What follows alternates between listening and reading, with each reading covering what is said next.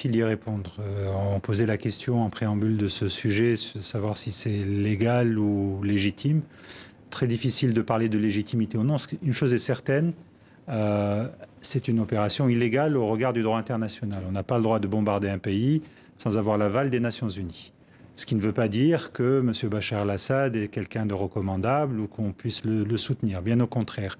Mais dans ce genre de situation, il faut faire très attention, notamment à ne pas donner l'impression qu'on est toujours dans le deux poids deux mesures, c'est-à-dire où un jour on bombarde, un jour on n'intervient pas, et selon une position à géométrie variable.